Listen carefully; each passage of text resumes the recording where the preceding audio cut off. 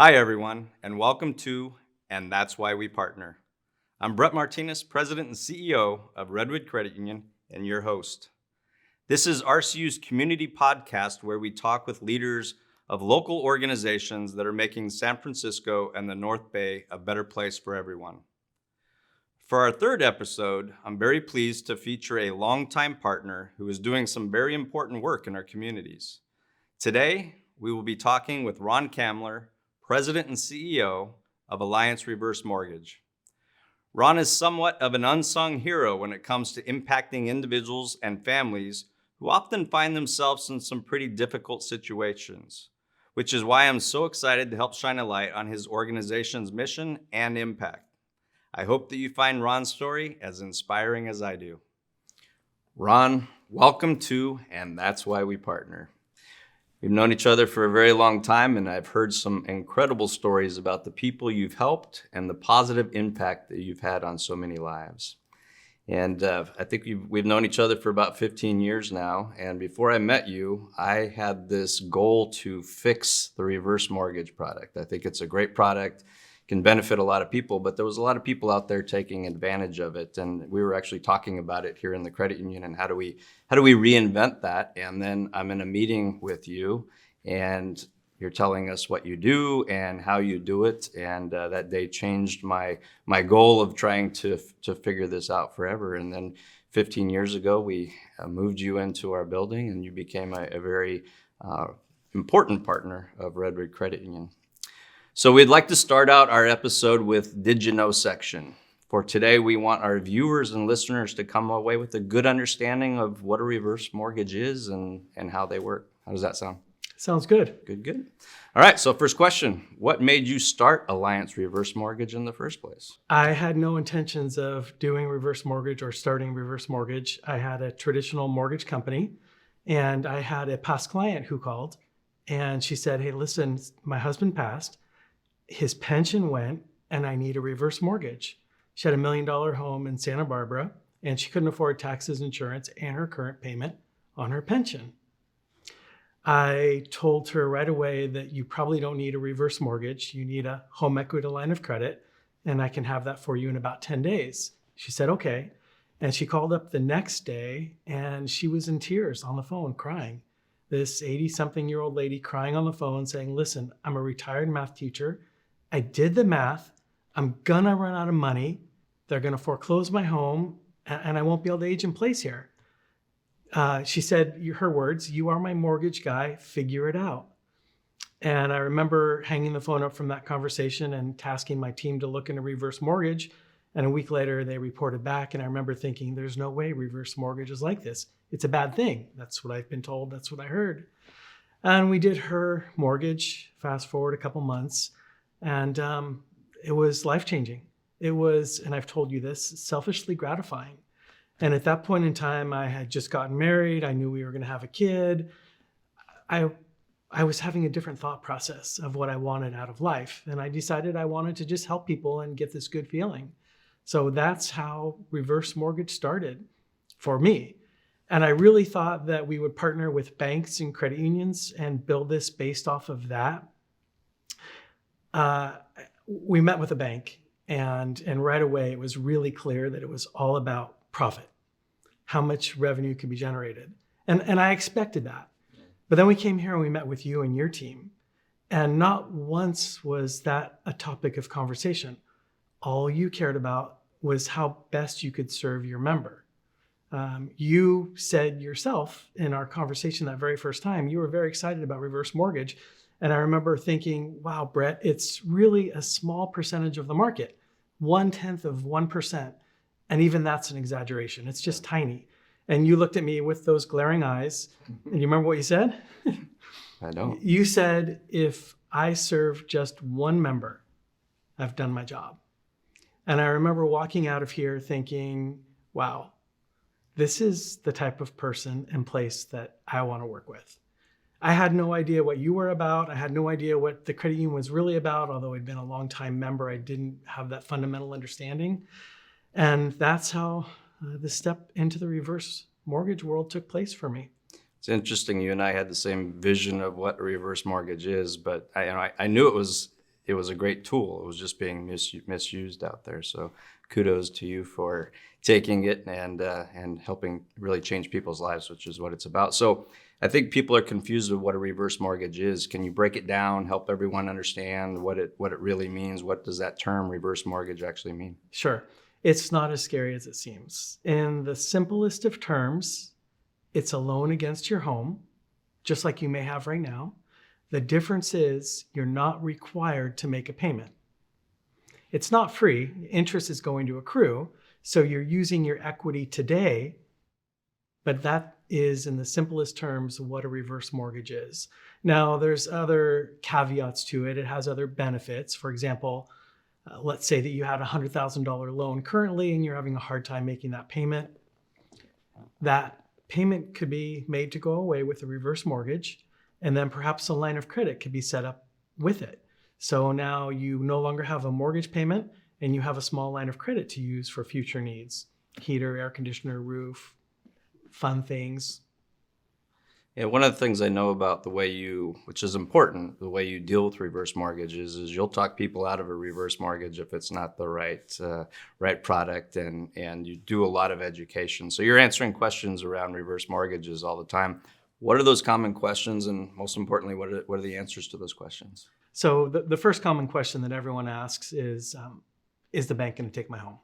That's a myth that goes hand in hand with reverse mortgage. And the straightforward answer is no. It's simply a lien, a loan against your home. You still have control of your home. You're still on title of your home. It's just a lien. Just like if someone had a traditional type of loan, they still have all the control. They just have a lien on their home. That's the most common question that we get. The second most common question is, does my home have to be paid off to get a reverse? And the answer to that is a double-edged sword, no or yes. It depends on how old they are, what the value of their home is, and how much they owe.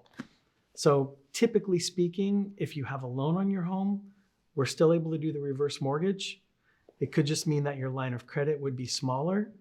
I know this all sounds confusing, but there's lots of little caveats that work in with reverse mortgage, and that's what makes it a little more challenging than a traditional type of mortgage to grasp and understand. And that's why it's really important that you have a partner such as us, that we take the time with the member and really fully educate them. And Brett, sometimes that education process literally takes years. Members are not in a rush when it comes to reverse mortgage, nor do we want them to be in a rush.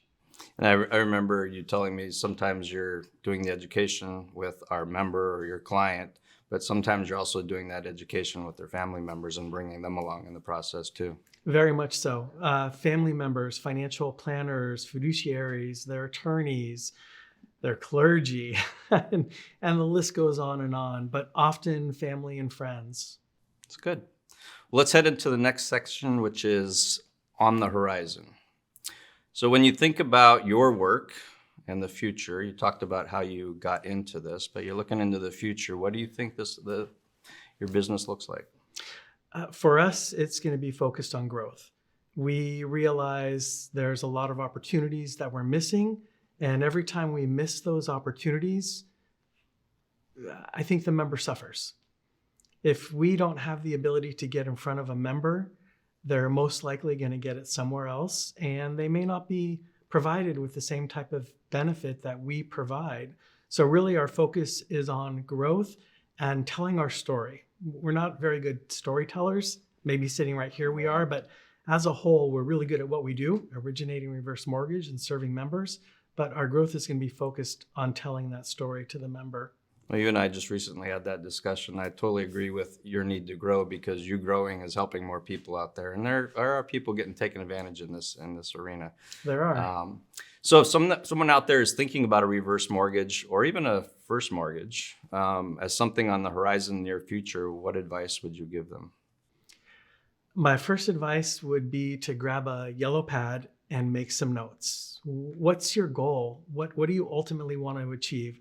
Whether it is a traditional mortgage or a refinance of reverse mortgage or a refinance of a traditional mortgage, what are your ultimate goals? Write them down, and then get with a loan officer that is a trusted resource for you. Of course, here at RCU, you've got a bountiful amount of those, and talk with that loan officer. Let them listen, tell them what you're trying to do, and let them help to solve your particular situation. Most importantly, I think it's important for the loan officer to actually listen, not just talk, but listen to what the members' needs are. So this is my favorite section every time I do this, but I know it's going to be my favorite section with you because you share stories with me. So let's spotlight some of the stories and the success and impact that you've seen and the lives that you've changed with reverse mortgage. Where do we start? How much time do we have? I can share one that's really fresh. And I was working not that long ago, and end of the day and the phone rings and nobody's picking it up. So I grab the phone and I start talking to the member, and they're just about to sign a loan application. Not with us, with someone they found through advertising. And they told me the story of what they were doing, and they would have to write a check for $54,000 to close the reverse mortgage. They sent the information, we provided them analysis the very next day, and by the end of the day on December 31st, we had done an application for them. Instead of that member having to write a check for $54,000, we gave them back $8,000. So because the interest rate was so much lower, their origination fee was so much lower, and that's a huge difference. And that story is repeated time and time and time again. I know you have a story that was probably the first one we ever got to you that you were probably like, are they real? But that's the chicken and candle story. Do you remember that? Yeah, I do. So one of the very first members we served here lived by Montgomery Village, and she lived on a very small pension, $800 and something a month. By the time she paid her PG&E, her water, her phone, and her car payment, there was nothing left. So she literally didn't use lights. She lit a candle at night. Her friend worked for a candle company and gave her candles. And a big thing for her was going to Costco and buying a 2-pack of chicken. And Brett, when we met her, her head was down and there was no smile on her face, and she wasn't happy. We were able to help her with a reverse mortgage. And I like to think that we completely changed her life in a really responsible way. So she was able to take care of the things around the house she needed to take care of. She didn't have to worry about going to the grocery store anymore. And she's still around today, enjoying her reverse mortgage. From the perspective of a partner to a credit union, I think any vendor partner, whether it's reverse mortgage or whatever it may be, owes a lot to the credit union. A credit union holds herself to higher standards, and I think that vendor partner must as well. And I certainly know we do. It's in our DNA. And another example that I have for you is we got a call one Friday afternoon during a wintertime when it was actually raining. This is years back. And the member says, look, I need a reverse mortgage. I have to fix my roof. It's raining in my house. And I remember thinking, okay, my wife would say it's raining in the house. And so there's a drip of water somewhere. Right. One of our reverse mortgage specialists drove out to her house, and she calls me right away and says, hey, it's raining in her house. Like, well, let's call a roofing service and get her roof tarped. So we did that. And she calls a couple hours later. She goes, Ron, there's no food in this member's fridge. I'm like, wow. She's like, she has no money, none. I'm like, Jill, you need to grab some groceries from Safeway and grab some gift cards from Safeway and make sure that she's taken care of until we can get the reverse mortgage in place.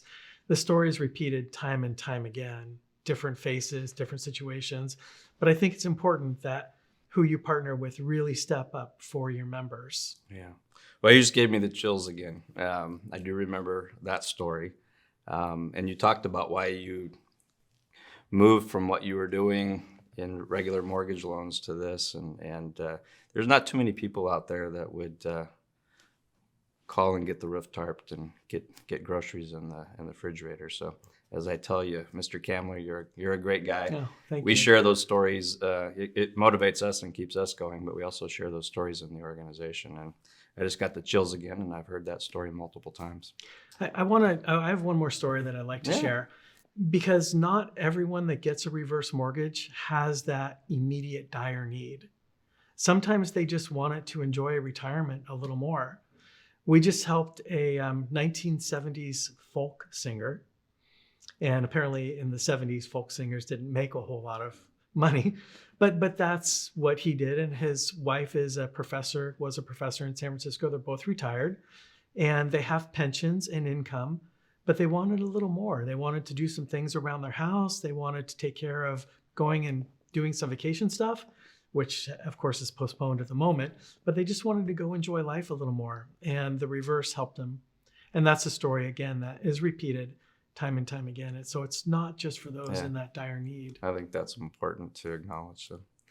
So our final section is Connection Corner. And for this one, I want to focus on how people can make the right connections when considering a reverse mortgage. You and I talk about, all those commercials on TVs and the actors and that type of stuff. So people are considering this. They're seeing this stuff on TV. How do they get to the right place?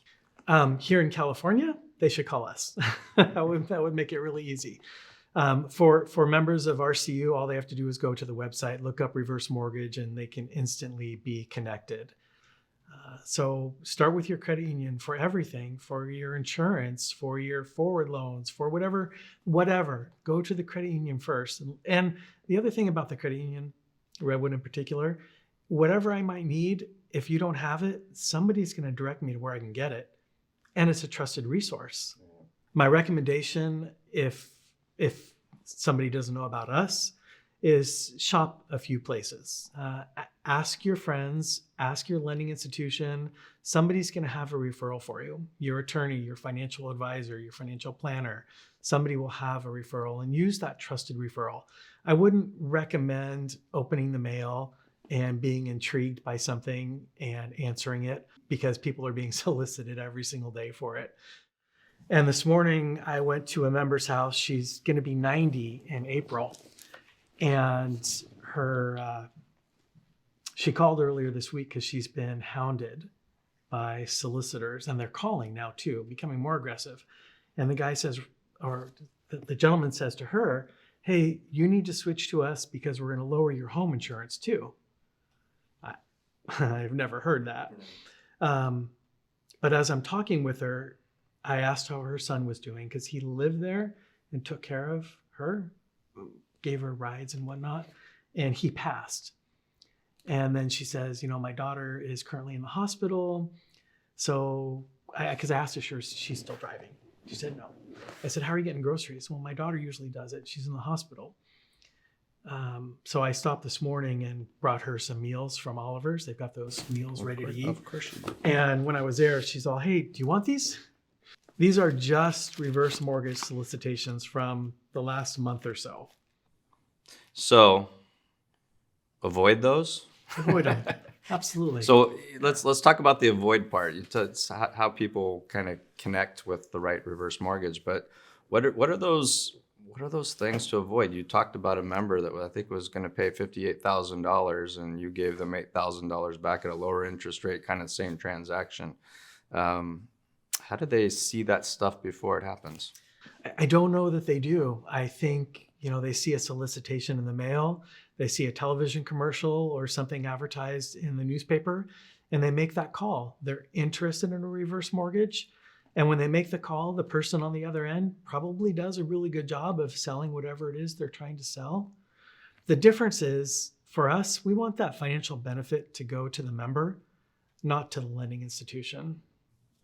So how do people know if they're going to benefit from a reverse mortgage? You kind of gave some examples of people in dire need, and people are just trying to improve their retirement a little bit and fix up the house. What is this kind of just focus in on? What does a reverse mortgage person look like? How do they know that this is the product for them? They look different. So it's definitely not a cookie cutter. And really, to find out if a reverse mortgage will work for you, we need to do an analysis. So we're going to get some basic information from you. We're going to find out what your needs and wants are. We're going to look at your financial obligations. We're going to look at how much equity you have in your home, if there's a loan to pay off, how much income you have. And we're really going to provide this detailed 80-page analysis. And it sounds like a lot. We're going to go over it page by page with you, but we need to make sure that the reverse is really the proper decision for you. Yeah, and I know about you and your team. If it's not the right product, you're telling them and directing them in the area where the right product is. So that's a big deal. Not everybody does that. Thank you. So if anybody wants to find out more, how do they get in touch with you? How do they get a hold of you? It's pretty easy. AllianceReverse.com or the RCU website. There's a link there to us in the reverse mortgage section. Those are the two easiest ways. All right. So before we go, Ron, is there anything else that you would like to tell our viewers? I do want to say thank you to you. I'm overly humbled to be sitting in this chair with you. It's really an honor to participate in your podcast. And more importantly, it's an honor to have been able to serve your members for all of these years. So thank you for that opportunity. Well, thank you. It's been a great 15 years. So thank you, everybody, for tuning in, and we will see you next time.